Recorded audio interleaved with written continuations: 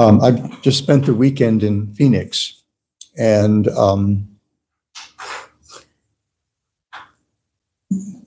there were kind of two topics that were suggested to me,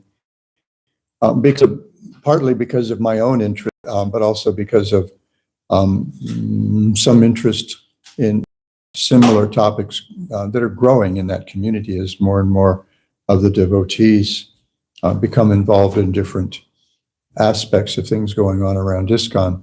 So I talked about devotee care in the evening programs, one at Sri Govinda, and I'm going to remember her name when I'm trying to fall asleep tonight. Anyway, at their home and another at the temple, we talked about devotee care and self-care. And last night I spoke about leadership, using King Prithu from the fourth canto as an example. We've been studying the fourth canto, and especially at our temple in Honolulu. And we've been particularly, the last few months, we've been in the part of the fourth canto that deals with King Vena and then King Prithu. And I was reflecting on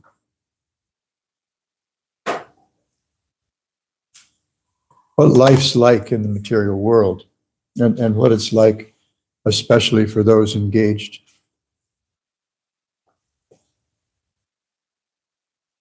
those of us engaged in sadhana bhakti. I have a little experience with this process, been doing this for a little while. And there's some things that we notice along the way. And there are also actually, part of the point is there are things that we don't notice. There are things that we sometimes feel we're trained not to notice, to ignore, or just let slide. And and those things are generally the expressions of samskaras, or impressions that we've picked up, our subtle body has picked up over, well, we don't even know how many lifetimes, right? We say Lord only knows, but that's actually the God's honest truth, right? Nobody can count how many lifetimes we've been circulating through the material, kind of drowning actually in the material energy. Sometimes we think we're body surfing, but we're really mostly drowning. Every once in a while we catch a little wave and we think, oh, that's the whole thing right there, and then you get clobbered. So but when I think about sadhana bhakti,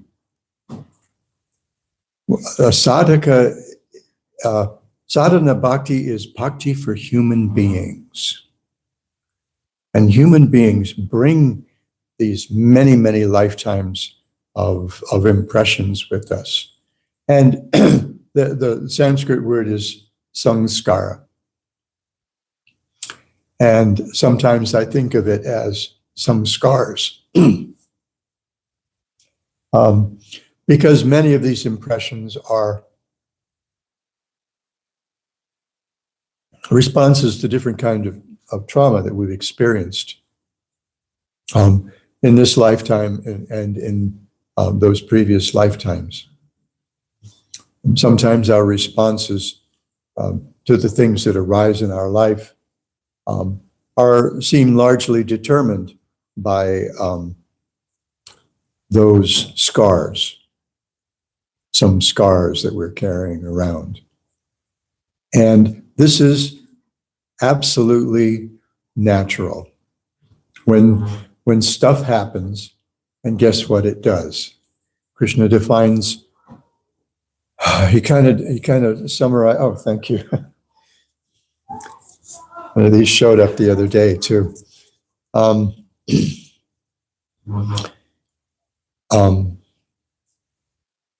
what was I saying? Well, I guess this must have been very exciting. It's natural. Oh, it's absolutely natural and necessary, actually, that we acknowledge these things when they when they come up in our lives and we deal with them. This has kind of been something that I've actually been able to give names to this year. I spent some time taking courses with the Karuna Care Association, which has been and is being developed by my god sister and friend Ramporu Dasi. And one of the things that right off the bat, the very beginning of the first course I took, I all of a sudden I actually had names for things that have been plaguing me, bugging me, badgering me for some years. And I've become progressively aware of them. And a lot of it has to do with the grief that we carry with us in our lives as human beings. Srila Rupa Goswami says, in the first chapter of the Bhakti Rasamrita Sindhu, Srila Rupa Goswami tells us who's eligible for bhakti. Anybody make a guess? Who's eligible for bhakti?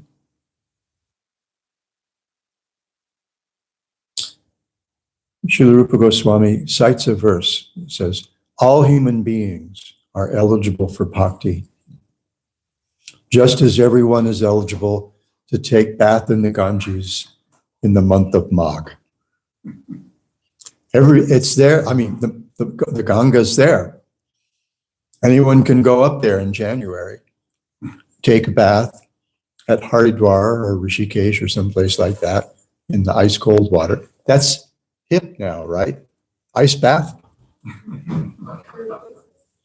Right? Wim Hof has made that popular. I don't know how many people will tell me they got a freezer out behind their house, They keep it at whatever it is, 38 or 40 degrees or something. And they immerse themselves in it. So all human beings are eligible for bhakti. He also discusses different degrees of eligibility for bhakti. But the point that I want to make is that all human beings are eligible for bhakti, which tells me that sadhana bhakti is bhakti for human beings. And so we bring all these lifetimes of trauma with us. And as we become purified,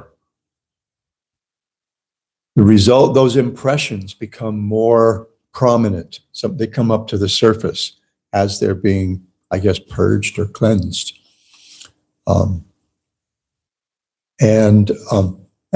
they can cause problems. Srila Vishwanath Chakravarti Thakur has written a small book called Madhurya Kadambini, which explains what the 9 stages of bhakti that Srila Rupa Goswami mentions in the Bhakti Rasamrita Sindhu look like and how they work.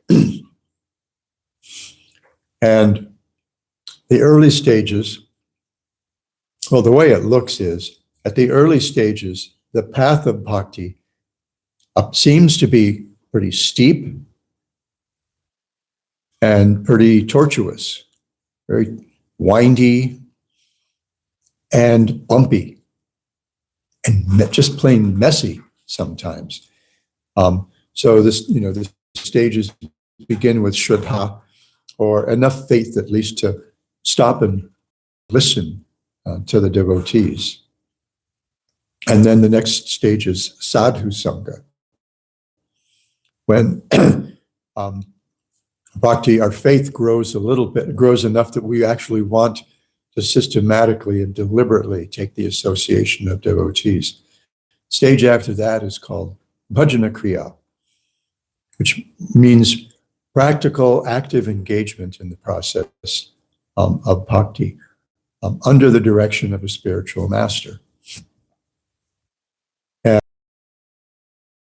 Kriya, as Vishwanath Chakravarti taught. The first is unsteady bhajana Kriya.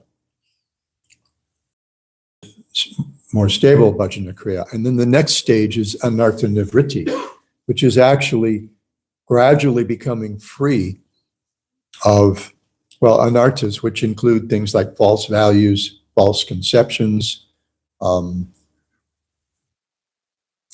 things like that, things that really get in the way of our making progress. So at first, and in that anishtita, that unsteady bhajana kriya, we see things like utsahamayi, which is, well, in one way it's described as unwarranted enthusiasm. We used to call this pure devotee syndrome. Someone's acting for a couple of months and they start thinking, oh, I've got this, okay, I've got this all figured out. This is great. And they go around instructing people. I know someone who's in that, who may be in that stage right now. Actually, he's not quite there, but he shows those symptoms. Nice man, but a little over enthusiastic at inappropriate circumstances sometimes. Tendency to go around and engage people in service, which means giving them his service to do. Oh, would you like to do some service? Okay. Here, you can clean the bathroom before we open the restaurant. You can mop the hall. Utsahamai Taragana, which is literally, it means, in Sanskrit, it means running thick and thin, but we would say running hot and cold. Sometimes you're excited about your practice, your service, and sometimes not so much. Vow failure. You may make certain vows for certain periods of the year, or make vows to the guru. Just like in ISKCON, Srila Prabhupada trained us that when we accept initiation, we need to actually promise in front of the guru, in front of the Lord, in front of all the devotees, to abstain from four kinds of activities that really can impede our progress in bhakti, and to chant a fixed number of rounds every day without fail. And so sometimes people take vows and they don't make it. So that becomes a concern. Another one of the problems is whirling in the waves, I think it's called. I can't remember the Sanskrit at the moment. And that is just kind of enjoying the things that come to those engaged in bhakti. The first two stages, the first two characteristics that Srila Rupa Goswami describes in the Bhakti Rasamrita Sindhu, first two characteristics of pure devotional service, and these two happen. They become prominent, quite prominent in the stage of sadhana bhakti at the beginning. Are kleshagni, which is a relief from material distress, and the second is shubhada. It bestows all kinds of auspicious things. So people respect and like devotees.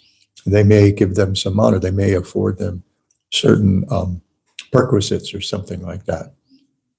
And if you get too carried away enjoying those things, thinking, oh yeah, naturally people are going to respect me because look at me. I'm an initiated devotee after all. So these things create problems. And I remember once when I was discussing these with some devotees in Costa Rica a few years ago, one of the devotees asked me, "Well, Maharaj, how do we avoid those problems?" I thought for a moment, I thought, we don't. we confront them, we work through them.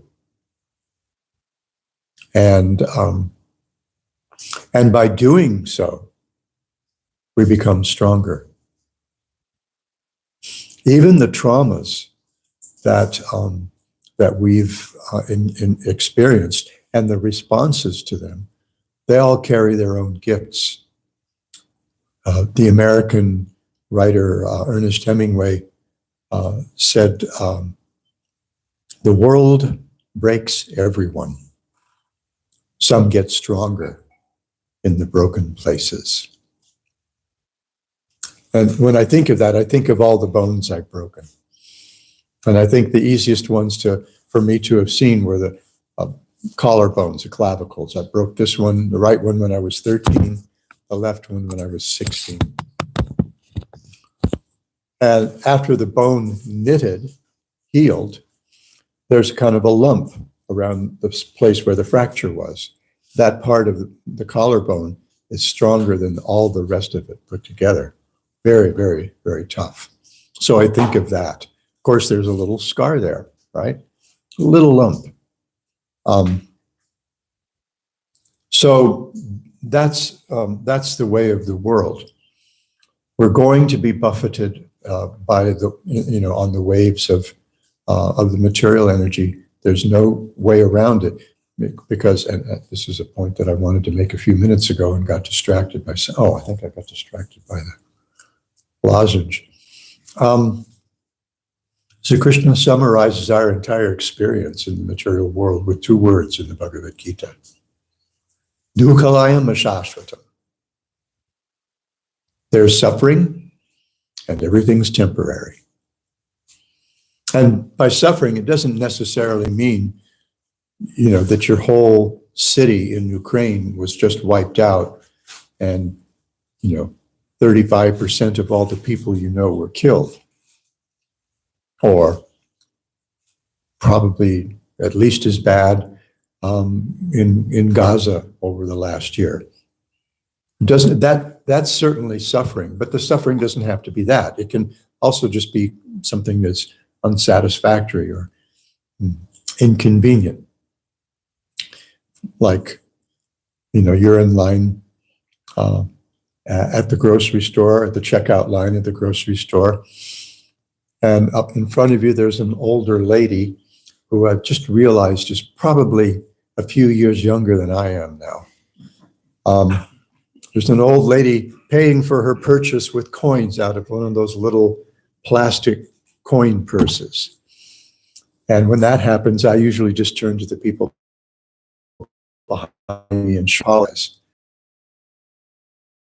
in most lines that I get in. So it's probably my fault. Worse is when they write a check. Oh my God, yeah.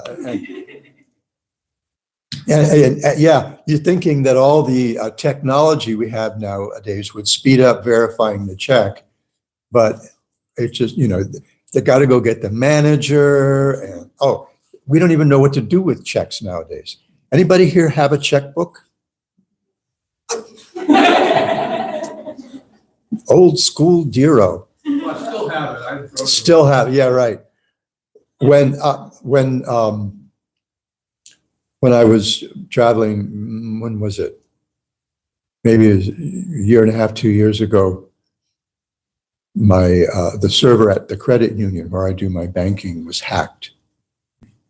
And as I was getting ready to leave Denver for San Diego, I started getting all these notices from my credit union. Just text after text after text, ding, ding, ding. What the heck? So I went and looked, and it was just insane. I was actually watching my checking account, my savings account emptied out, my credit cards maxed out. All of a sudden, and then $13,000 line of credit. I mean, I'm a guy with no money, and these folks got in excess of $20,000 out of me. That's suffering.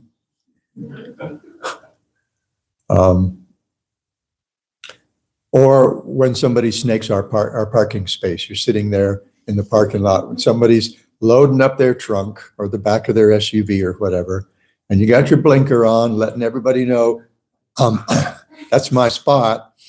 And someone whips around the corner and right into that spot as soon as they pull out, and you're sitting there like, what? That's also suffering. Okay, but sometimes things go right for us, right? But guess what? Ashashvatam, it's temporary. It's not going to last. The good stuff's, unfortunately, the bad stuff's not going to last either. That's also temporary. But the good stuff's not going to last, and that's another cause of suffering. Either the anticipation of when it's going to end, or when all of a sudden, boom, the rug's pulled out from under your feet. I've had a few of those in my life as well, a couple of pretty big ones. So I was thinking about how we respond to these kinds of things. And it's quite natural to be feel a little overwhelmed when they come. And I thought there's a couple of places where we can look in the Bhagavatam where we see these kinds of things going on. One is in the 8th chapter of the 1st canto, when Queen Kunti offers her prayers to Krishna when he's leaving Hastinapur, ready to go back to Dwarka. And she's like, what a ripoff. We went through all this stuff for 13 years. All these things, and she lists them. You know, they probably know where the verse, you need to know where the verses are. And you're always there. You're always there to, you know, you've always got our backs. You always show up just in the nick of time. And now we've got the throne. Everything's right with the world, at least in that sense. And you're leaving? What a chip. I mean, God, give me a break. Bring the other stuff. I'd rather have the other stuff because that stuff means you're always there and we're always going to be thinking of you. She's not asking for pain, but the pain was cool. It was tolerable because Krishna was always there with them. And the other place is in the 8th canto, where Bali Maharaj gets, well, ripped off by Lord Vamanadev. So, you know, the background, a little bit of context. Bali Maharaj is descended from Prahlad Maharaj, and so he's the king of the demons, king of the Daityas. And he has defeated Indra, taken over the universe, inhabiting the heavenly planets, and all the demons are kind of in charge. So Lord Vamanadev has the Lord has a trick up his sleeve, and he appears to Bali in the form of a dwarf Brahmana boy. Now, Bali's a demon, but he's also very virtuous in the sense that he never breaks a promise and he's extremely charitable, especially to Brahmanas. And by Brahmanas, we're not necessarily talking about people who've got Prabhupada used to call it a 2-paisa string. I think you pay considerably more for these things nowadays. I don't know because I make my own.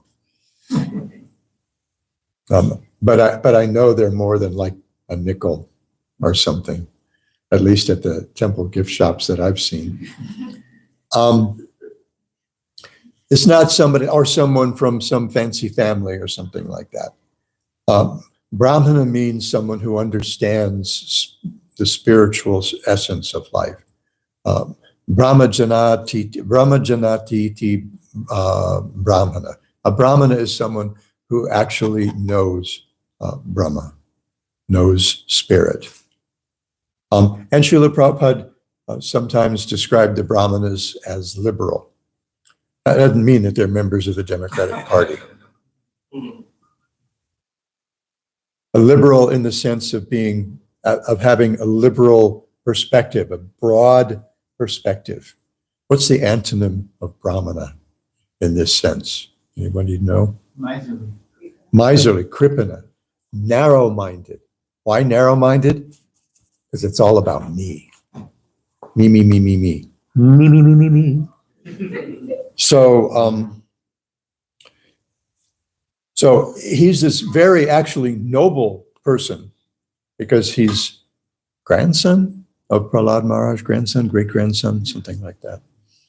And so the Lord appears as a dwarf Brahmana, and naturally Bali Maharaj approaches this dwarf Brahmana, offers obeisances and says, whatever you want in charity, it's yours. And Vamana Dev says, I'm just little, I don't really have any possessions. All I need is really just enough space to lie down and sleep. So maybe 3 paces of land. And Bali's thinking, wow, getting off easy here. And he says, of course. So Vamana Dev with his first step covers the the lower and middle planetary systems. And with his second step, he covers all the higher planetary systems, and his toe pierces the covering of the material universe.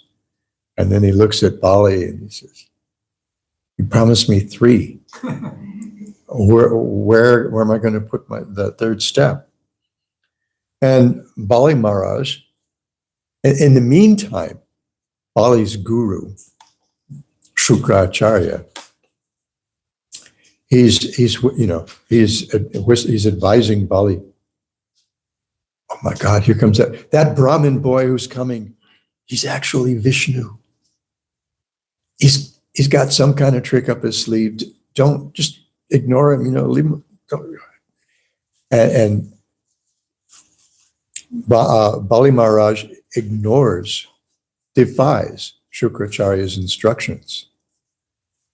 And I heard one lecture where Srila Prabhupada said, therefore, he is Mahajana. Because he had ignored his guru's instructions. His guru's instructions were off target. They were mistaken. So he ignored them. Just like in the military, you're bound to follow legal orders. You're not bound to follow an illegal order. Even enlisted people in the military take an oath to uphold and defend the Constitution of the United States of America. So help me God. And so they're not bound to follow illegal orders. So Bali says, put it on my head. I'll surrender myself to you. Still, Vamana Dev wasn't satisfied. So he went through a whole little kind of charade. And he said, because you weren't able to fulfill your promise, you have to spend some time in hell. So Bali Maharaj was, first of all, he lost his wealth. He lost his kingdom. He lost his family. He lost everything. And then he was arrested and dragged to hell for some time. And had to suffer there. So what we hear in the Bhagavatam, this is, these are verses 29 and 30 in the 22nd chapter of the 8th canto. Although bereft of his riches, fallen from his original position, defeated and arrested by his enemies, rebuked and deserted by his relatives and friends, although suffering the pain of being bound, and although rebuked and cursed by his spiritual master, Bali Maharaj, being fixed in his vow, did not give up his truthfulness. It was certainly with pretension that I spoke about religious principles. This is Vamana Dev speaking. But he did not give up religious principles, for he is true to his word. And Srila Prabhupada's purport to this verse is very interesting. I remember the first time I read it, it just, it startled me. I just thought, oh, wow, this is amazing. He says, Bali Maharaj passed the severe test put before him by the Supreme Personality of Godhead. This is further proof of the Lord's mercy toward his devotee. The Supreme Personality of Godhead sometimes puts a devotee to severe tests that are almost unbearable. One could hardly even live under the conditions forced upon Bali Maharaj. That Bali Maharaj endured all these severe tests and austerities is the mercy of the Supreme Lord. What we see with Queen Kunti, with Bali Maharaj, is that when these things happen, the devotee's dependence on the Lord increases, deepens, because they realize, I can't do this. I can't do this by myself. So they become even more dependent on the Lord.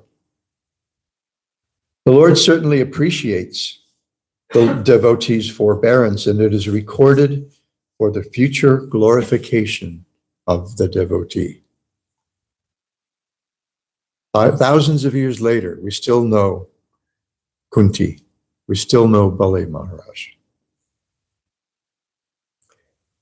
This was not an ordinary test.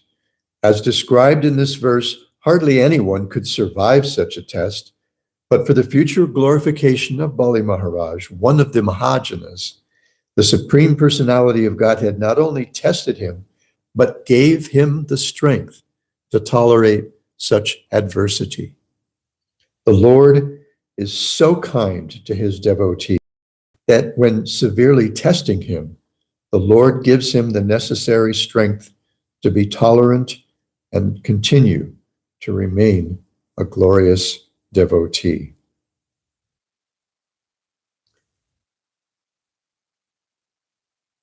So this is one of the things that we can remember when we run into those rough times. Now, another thing to think about, it's more than solace. It's actually the real solution to the problems that arise in these situations, is to know that, first of all, we're not alone. That first course I took, something about trauma, grief, and something or other. I don't remember the names of all the courses now. One of the first exercise we had to do was to make a timeline of all the traumas that we'd endured in this life, beginning with it doesn't have to be, your house exploded and your parents were killed in it or something like that. It doesn't have to be anything. It's moving. Moving. And for kids, that includes changing schools. And anybody who's moved, anybody ever moved house? Is it one of the most miserable days of your life? It's awful. I remember when we were in San Diego, we moved, must have been 8 blocks to an apartment closer to the temple. And by the end of the day, my wife and we love each other like crazy. We're each other's best friend. We were close to coming to blows. I mean, who's the winner when you've got 2 people carrying a sofa up a set of, up a flight of stairs? The guy on the top of the stairs. Well, it's easy for the guy on the top to lose their balance, though, too, and then they're both done for. So things like moving, your dog dying, or one of your pets. And then you've got the things like the deaths, your own divorces, your parents' divorce, all these things. They leave some scars. They leave some scars on our heart, on our chitta, our subtle body, and they are expressed sometimes by depression, by anger, and all these responses. Any response we make to them, as long as it doesn't hurt us or others, is perfectly appropriate. It's perfectly appropriate to be angry, for example, when someone transgresses your personal boundaries. Well, first of all, it's really a good idea to define our personal boundaries. What can people get away with, and what's just not going to work? And, people pick up on that. You don't necessarily have to carry around a sign. And also, we often know what's an appropriate mode of behavior for a particular person. If you're buddies, just bosom buddies, what's going to happen a lot of the time is a lot of insults and name calling, and all that kind of stuff. And that's perfectly appropriate. But if someone else called me one of those names, say someone I just met, or some guy I work with but I don't really spend any time with, then that would be a problem, and that's going to create some resentment, and eventually that it'll be expressed. And as long as all the grief, all the traumas that we experience, we need to actually properly process them. And fortunately, we have the company of, this is one thing the first thing that I learned when I had names for the things. I realized, oh my God, this is a trauma. My accepting sannyas was a trauma. I was married for 40 years. That devotee is still probably, I consider that devotee my best friend and biggest supporter, and I'm her biggest supporter. Anybody says something about, I was in Alachua, and my kid, we live in Alachua now. Our kid goes to the Bhaktivedanta Academy, and they're in Mother Satyaki's class, and I'm just going to say, lucky kid. Ask anybody who's been in her classes, or their parents. Lucky kid. That was a trauma, and that was something that I was grappling with for a number of years, and it became a lot easier when I realized, oh yeah, this is natural. This grief is natural. It's a death. So we have, we need to actually deal with all these things, but we're not alone. The second thing that I learned was I'm not alone in this, because then we had these, we got together and discussed the principles from that week's lesson, and then we went into breakout rooms and we discussed our responses and other people's responses to the traumas that we had experienced, and we came back as a big group and shared a few of them. And I just thought, first of all, the stuff that I've been through is nothing.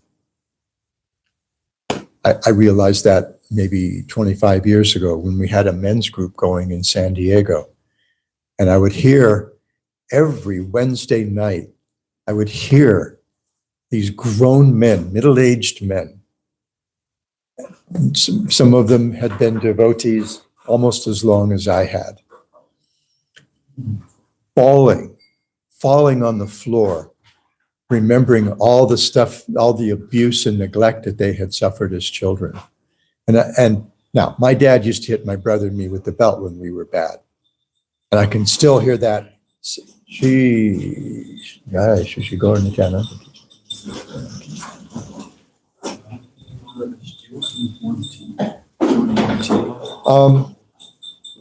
Yeah, sounds good. It's got a little honey in it, just a little. Okay.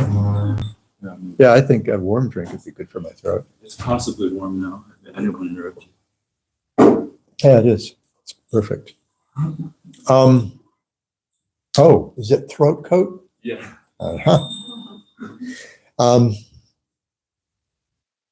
I can still hear that sound of that as the end of the belt goes through his belt loops as he's pulling it off. And I can still hear him saying, "This is going to hurt me more than it hurts you."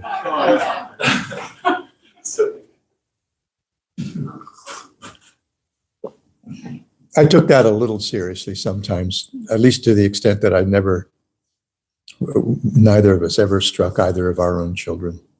They didn't need it. We got lucky. But I remember going home one night and telling my wife, my father is a damn prince.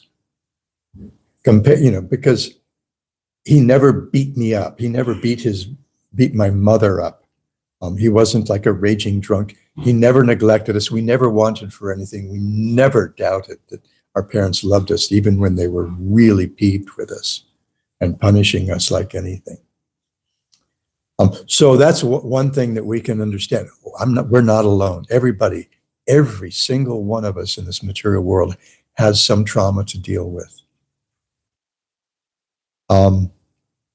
And we're not alone in the sense that in the company of devotees, we have people who can hold our hand to help us get through those things. And more, people who actually have some understanding, practical understanding of how to deal with these things that helps us avoid spiritual bypassing. Probably heard of spiritual bypassing, where we use our spirituality to neglect or ignore things going on in our lives that need attention. Oh, I got to chant my rounds. I don't have to worry about the fact that my bank balance is overdrawn, that I've maxed out all my credit cards, that the bank's coming to repossess the car and then the house. We end up living a country music song, right? We lose our job, lose our house, lose our wife, lose our dog, lose our truck. And if you play the record backwards, you get your truck back, right? So this is the material world, and we are spiritual practitioners, and we can expect some difficulty if we actually understand how these things work. There are some devotees with whom I'm reading and discussing Srila Vishwanath Chakravarti Thakur's Madhurya Kadambini, and it's the discussions that come up are just really wonderful. These are a couple of really smart, sincere devotees with some real experience under their belts and really, really good insights. So I'm actually learning from them at least as much as they're learning from me. There are two of them and only one of me, so I'm obviously going to learn more. I'm doing it for my benefit as much as anything else. So anyway, these are just things that have been turning over in my mind. That sadhana bhakti is for human beings, and human beings are people with problems, and there are actually legitimate ways to deal with those problems that foster our spiritual growth. I think I'll stop here and entertain any discussion. See if anybody has any questions. Dira? Thank you for turning the ocean of Vamanadeva and Bali Maharaj Leela. One thing that happened when Bali Maharaj offered charity to Vamanadeva, and then he asked for 3 steps, and Bali said, well, I'm the Lord of the universe, and I can give you whatever you want. I can give you a whole planet. And why ask for just 3 steps? This is your golden opportunity. And then Vamanadeva said, well, for one whose senses are not controlled, possessing the whole world will not satisfy one. A, he was digging an elbow into Bali Maharaj, and B, he was presaging that he was fixing to take all that, the whole world away. A little foreshadowing there, huh? Very clever repartee in that discussion, because the Lord is the supreme intelligent speaker and conveyor of ideas. That's one thing we see about Srimad Bhagavatam. It's not, it's actually the ultimate, well, it's not even a religious text, because it rejects religion right off the bat, completely, right? Dharma prodchita kartavatra, paramo nirvansaranam. This is a book for people who have already done the Sarva Dharman Parityajya program. This is in the past tense. Dharma praudchita kaitavatra. For those who've already given up all kinds of not just conventional religion, as we see at the end of the Bhagavad Gita, but he calls it cheating religion. And Krishnadas Kaviraj raises the question when he cites this verse in the 22nd chapter of the Madhya Lila in Chaitanya Charitamrita, where Lord Chaitanya is explaining the process of devotional service to Sanatana Goswami. And in the early parts, when he's talking about, the chapter starts out talking about Shraddha, discussing Shraddha, and then discussing Sharanagati, deliberately taking shelter of the Lord, surrendering to the Lord, as Bali did. And when he's discussing, which is actually the external expression of Shraddha or faith. Real faith doesn't just mean a belief. It doesn't mean, I believe in Krishna and the gopis and the flute and Kali and all that. I believe in all that stuff. Shraddha, as we see it defined in the Chaitanya Charitamrita, means a very firm conviction. And where does conviction come from? Experience. Belief comes from hearing other people, but belief is malleable. It can change. I was born into a Methodist family. I went to a Presbyterian church for 3 years or so when I was in elementary school. There's a story behind that, but it's not relevant. And then I became an Episcopalian as a teenager. There's a reason for that too. And then I became a Hare Krishna after being someone who just had a lot of questions.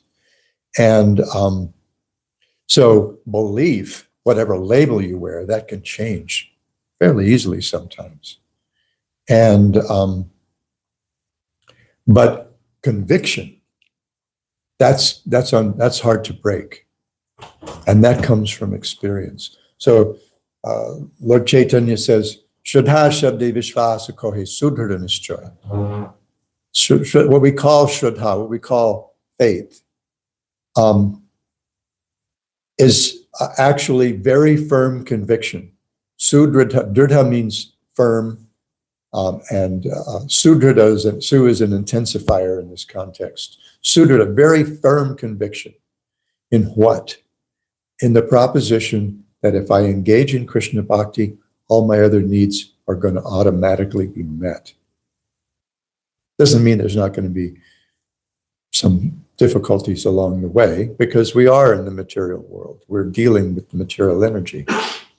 We have these sanskaras that we've been carrying us since time immemorial. Brahmanda Brahmite Kuna Bhagavana Jeev, Guru Krishna Prasade Pai Bhakti Lata Bij. We've been wandering throughout the cosmos, not just from body to body, but from universe to universe, since beyond time. I mean, our karma is referred to as anadi, beginningless. There's no way of measuring when it began. Karma does have an end. And bhakti has a beginning, but no end. It's atyanta. So, Shraddha Shabde Vishwas Kohe. Where was I? Brahmanda Brahmite Kuna Bhagavana Jeev, Guru Krishna Prasade Pai Bhakti Lata Bij. For those who've been wandering throughout the cosmos since the beginning, since before time, because there really isn't a beginning to time. Those who are very fortunate, by the mercy of Guru and Krishna, they get the seed of bhakti. And I read somewhere, and I haven't been able to find this again. The last time I found it, I knew that I should have made a note in a place that I would be able to find it easily. And I forgot to do that. But somewhere, Jiva Goswami describes that Bhakti Lata Bija as the determination to practice. And as we practice, we're going to encounter these problems. Sometimes they throw us off a little bit. Sometimes there may even be some lapse in our practice. Is that a problem? Maybe. But we're actually playing a long game. We're not interested in short-term goals are simply ways of measuring our progress. The real aim is loving Krishna, completely selfless love for Krishna. Long way off. And of course, the pinnacle of that love is the selfless love of the gopis. I shared this morning, I think it was this morning, maybe it was last night, I don't remember. It all becomes a blur sometimes. One of the sankalpas, the determinations that I take during the month of Kartik, and I've been doing this for, I don't remember how many years now, quite a few, is to take some time during the day or evening to chant the Gopi Gita, 31st chapter of the 10th canto of the Bhagavatam. And because it's Radha's month, Kartik is, month for propitiating Radha especially. And a couple of the verses show us just what love means. We've been talking in Phoenix, they're reading about King Yayati and the adventure that he has that gives him an opportunity to check out just how deeply his sons love and respect him. And he found one who was actually helpful. But there was this whole drama leading up to this curse that he got from Shukracharya. And so Srila Prabhupada was talking about the verse in the Bhagavad Gita where Krishna says, Kamosmi Bharatarshava. In the 7th chapter, Krishna is describing just how he is the absolute truth. And along the way, he says that love, that kama has a range of meanings. We call it lust, but it can also apply to the desire, because of the intensity, to the desire that the gopis feel to serve Krishna. So in the Gopi Gita, there are a couple of verses that I find really interesting, really illustrative of what it really means to love. We sometimes maybe too easily dismiss love in this world because we call it lust. But to the extent there's self-interest, that's true, it's lust. But there's also a whole spectrum. Srila Prabhupada talks about mother's love being the purest kind of love, completely selfless. Any moms in the room? What's the first thing that you give up? When you have a baby? Your sleep. First thing is your sleep. And then it's your time for 18 years or more. 40 years nowadays, you still got Junior with his PhD in Welsh poetry, living in the basement, playing video games. So there are two verses that I like and really like in the Gopi Gita that show us the intensity, the depth of the devotee's love. First one is verse 2, the second verse. They sing Saradudashaye Sadhujata Shat Sarasijo Dara Shri Musadasha Suratanatate Shulkadashika Varadanignato Neha King Vada. O Lord of love, in beauty your glance excels the whorl of the finest, most perfectly formed lotus within the autumn pond. O bestower of benedictions, you are killing the maidservants who've given themselves to you freely without any price. You're killing us here. We've come out here to dance with you tonight, and you run away from us. You dump us. You're killing us, man. Come on, show yourself to us. Isn't this murder? That's in that verse. This is just murder. And then in the 16th verse, they make really clear just what it is, to love, where they sing Patisutandaya Bhratirbandavan Ativilangyate Ntyachutagata Grativedastavo Gita Mohita Ketava Yoshita Kastyajannishi. Dear Achyuta, you know very well why you've come here. I hear a little bit of an edge here, so I try to put a little bit of edge in my recitation. Who but a cheater like you would abandon young women who come to see him in the middle of the night, enchanted by the loud song of his flute? Real edge. I feel a real edge there. You know, it's like, just to see you, we've completely rejected our husbands, children, ancestors, brothers, and other relatives. They've given up everything. And we know that, we know the drill, that when they hear Krishna's flute, they just drop everything. They abandon everything. Put their babies down.